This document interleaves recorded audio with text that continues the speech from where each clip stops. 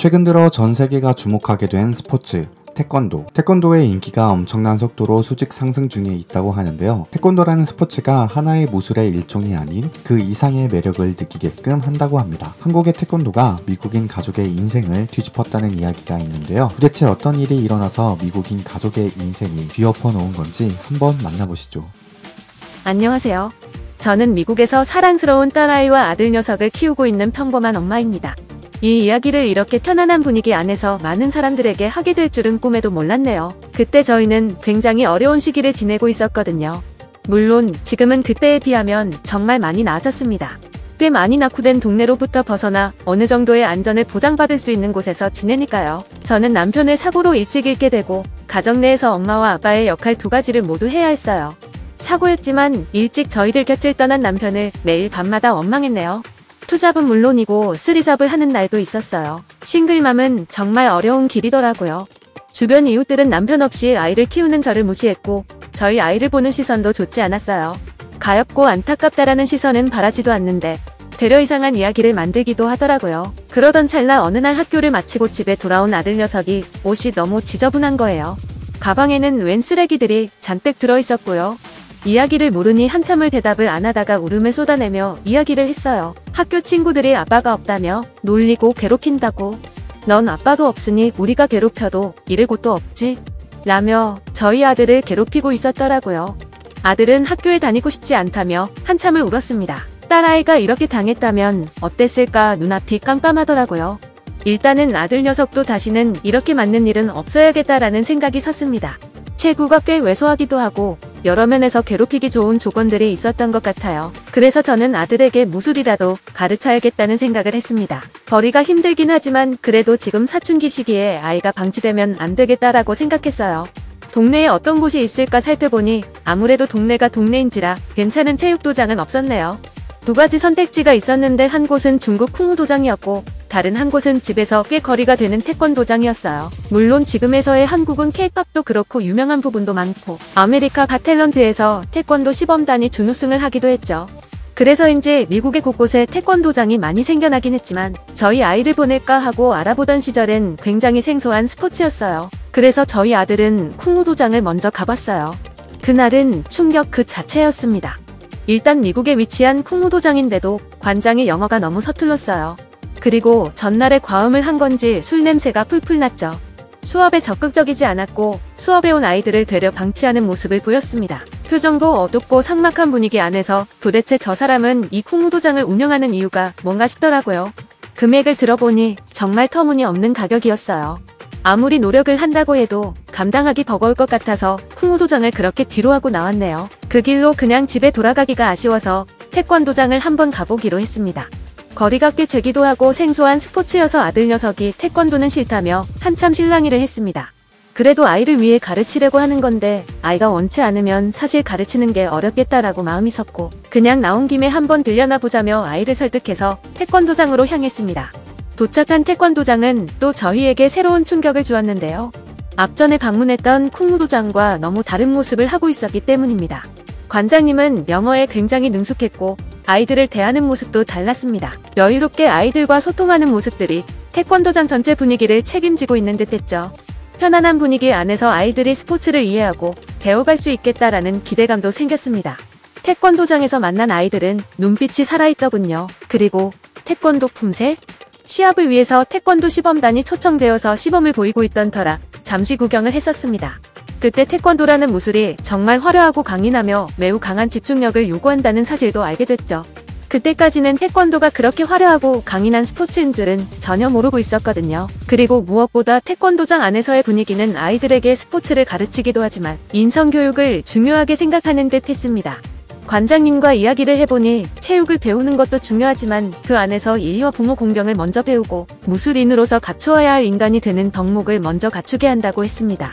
그리고 도장에 오는 친구들이 처음엔 다들 조용하고 소심했었고 다니다 보니 활발하고 적극적인 성격을 갖게 되었다고 이야기를 이어가셨죠. 태권도라는 스포츠가 낯설 것이라 여겨지지만 사실 며칠 지나지 않아 잘 적응한 모습과 동시에 일상 안에서 마음도 건강해지는 모습을 보실 수 있을 것이라고 하시더군요.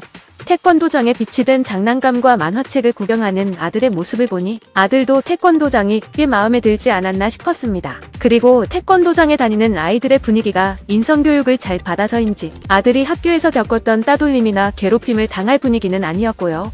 아들과 이야기를 해보니 아들은 풍무도장에 더 마음이 기울어진 상태였습니다. 그런데 이럴 때 엄마로서 아이에게 정말 좋은 길을 제안해주는 것도 좋겠다고 판단이 서서 태권도를 3개월 정도 먼저 다녀보고 그 이후에 풍무도장에 등록하는 걸 고려해보자고 설득했어요. 그렇게 태권도장에 등록하게 되었습니다. 등록한 날 관장님이 뜬금없이 저희 집 주소를 묻더군요. 왜 그러냐고 물어더니 한국 학원 문화는 기본적으로 아이들과 관련해서 책임져주는 영역들이 있는데 그중 하나가 학원을 오가는 길이라며 안전하게 오고 가고 할 수 있도록 하겠다고 하셨죠. 저는 놀랐어요. 사실 풍무도장에 반절 정도 되는 가격으로 아이들을 돌보는데 그런 부분까지 세밀하게 챙기신다는 게 가능할까라는 생각이 들었고, 한국 선생님은 아이들을 볼 때 돈으로 보는 게 아니라 아이 한 명이라는 존재의 가치를 두고 보시나 보다라는 생각이 들었죠. 그래서 저희 아들이 이 학원을 꼭 잘 다녀서 좋은 선생님 아래에서 좋은 스포츠도 배우고 그 정신도 배워서 마음도 건강하게 단단해질 수 있기를 기대했어요. 집으로 돌아오는 길, 아들과 이야기를 나눌 때 아들 녀석은 풍무도장 때문에 입이 잔뜩 나와 있었지만 엄마인 저는 한국인 관장님의 교육 방식을 믿었기에 아들도 곧 그걸 느끼고 태권도를 배우길 잘했다고 깨닫는 순간이 있을 거라 확신했어요. 학원을 다니기 시작한 한 달은 아이에게 큰 변화를 주진 못했어요. 학원비까지 추가가 된 상황이라 저에겐 심적으로 부담도 크고 여유도 없었는데 아들의 그저 그런 뚱한 태도들에 내가 잘한 게 맞나 고민이 서긴 하더라고요. 그러던 어느 날, 한 달이 지난 시점이었죠. 아들이 확 바뀐 걸 느꼈어요. 아침에 출근하기 전에 아들과 식사를 하고 앉아있는데 아들이 이야기를 꺼내더라고요. 식사 맛있게 드세요 엄마 라고 말이죠.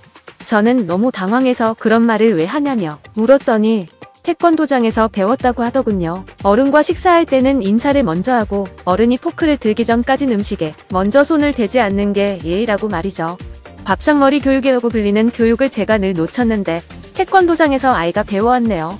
어찌나 감사하고 아들도 기특했는지 모릅니다. 식사를 마치고 출근하려던 길에도 쪼르르 달려나와 엄마 잘 다녀오세요 라고 인사를 건네는 모습에 단단하기만 했던 마음 한켠이 녹는 기분이었어요.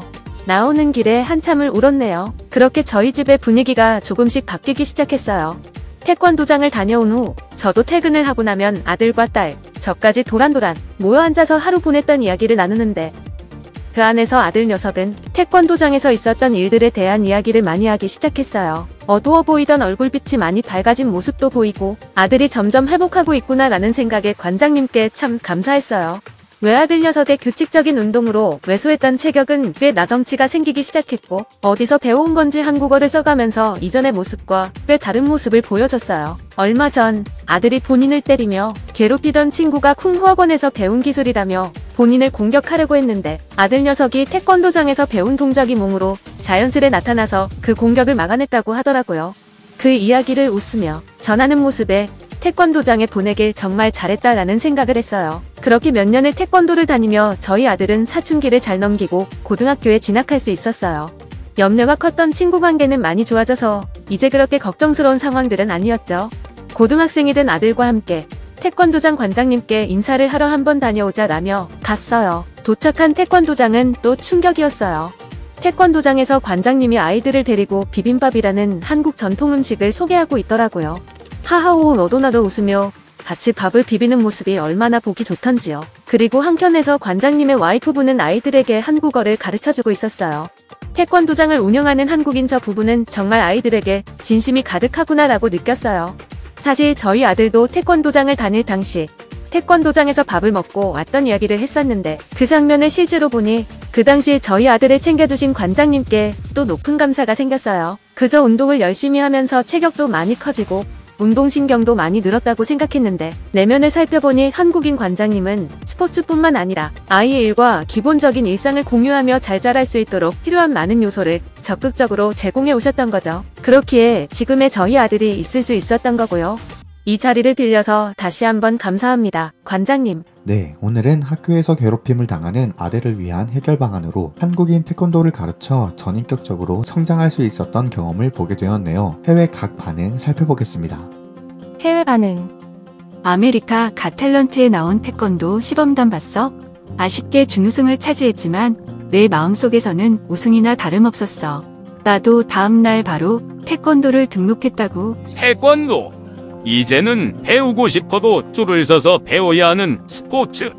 이미 알만한 사람들은 한국에 대해서 안다. 한국인들은 가만 보면 본인 일이 아닌데도 당사자처럼 적극적으로 개입해서 도와주는 일들이 많다던데 태권도장 관장님도 보통은 아니셨겠구나. 정말 많이 아이들을 사랑으로 돌봤구나. 생각을 하게 돼. 한국은 양파 같은 나라지. 까면 깔수록 또 깔게 남아있는 끝이 없는 매력이라고 생각이 들어. 그런 나라의 스포츠를 배운다? 영광 같은 일이지. 나도 한국 사람들과 같은 부지런함과 넘치는 정을 조금 신고 싶은 맘이야. 네, 오늘은 어려운 생활로 아들의 신체적, 정서적 성장을 위해 한국인 스포츠 태권도에 발을 디뎠던 미국인 어머니의 이야기였습니다. 모든 과정들이 마음이 놓이는 순간은 없었을 것 같네요. 그럼에도 진심 어린 태도로 아이들을 보살펴준 한국인 관장님 덕분에 아이도 어머니도 어려운 순간을 잘 이겨낼 수 있었으리라 생각이 듭니다. 마음이 참 따뜻해지네요. 이렇게 마음이 따뜻해지는 소식으로 여러분들에게 더 빠르게 찾아오겠습니다. 구독과 좋아요는 큰 힘이 됩니다. 감사합니다.